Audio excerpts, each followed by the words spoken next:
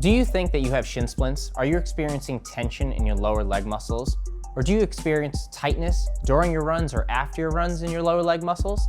Today we're going to show you a couple exercises and stretches to try to relieve tension in your lower leg muscles and help improve your performance.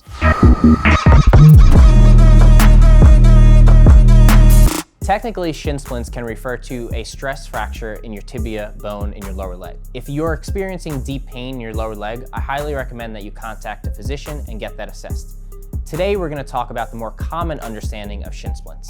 The more common understanding of shin splints is actually tension in your lower leg, in the tibialis anterior muscle, or even in the calf muscle that can cause tension from the back to the front of your lower leg. If you're a runner, shin splints may be pretty common.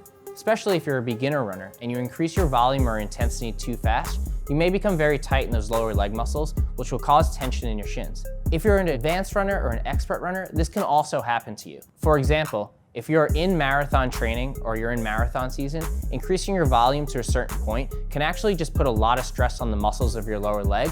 This can cause tension in your lower leg muscles and then can cause tension in your shin, hence shin splints.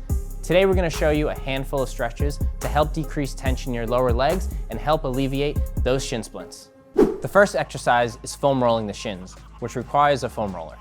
Vaughn's going to lay on the ground, and he's going to take his lower leg, put it right on this foam roller. Once his lower leg is on this foam roller, he's going to slightly rotate the foot inwards so we can really get the anterior or tibialis anterior muscle that runs in the front part of the shin. Vaughn's going to lightly roll up and down, okay? What we're trying to do is a self-massage for the foam roller to increase the pliability of the soft tissue, or basically soften the muscle.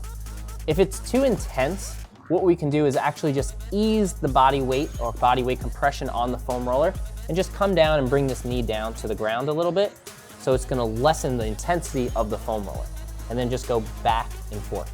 We wanna make sure that we're covering the entire muscle from the knee down to the ankle joint. For a pre-warm-up or for a post-activity, it's all the same.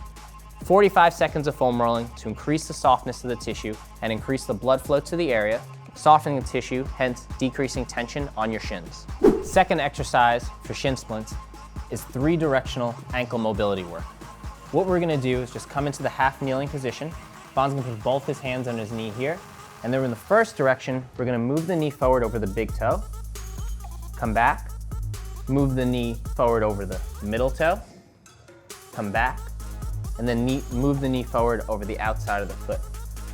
What we're trying to do is increase the range of motion of the ankle, which will help take some pressure off of the shins. I highly recommend doing 10 to 15 of these of all directions, either before or after your workout, to try to get that range of motion of that ankle to improve and decrease tension in that lower leg. The next stretch is a tibialis anterior stretch, or stretch of the anterior part of your shins. Vaughn's gonna come down onto his knees as he is, bringing his toes together and having his knees wide, okay? He's gonna walk his butt back towards his heels. Once he's in deep in this position, he's gonna slightly lift one knee up, creating a stretch right to the anterior part of that shin, and then coming down and switching sides. Good. What we wanna do as a warm-up, we wanna hold these for about 3 seconds and perform 10 to 15 reps.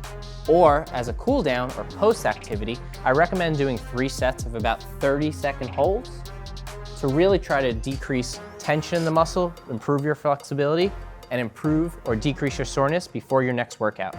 The next stretch for shin splints is a runner stretch. Vaughn's gonna be in that lunge position, okay? Bending that front knee, putting his weight on that front thigh. He's gonna keep that back heel down on the ground and then lean his weight forward, which will create a stretch through that back side of his leg or into that calf muscle. It's extremely important that we stretch the posterior aspect of our lower legs because sometimes the tension in our lower legs can lead to tension in the front. If we're gonna do this as a pre-warm-up, we're gonna hold for 3 seconds, come back up, and then repeat. Or if we're gonna do this post-activity, I highly recommend doing 3 sets of 30 seconds, holding the stretch at the end, and then coming back up.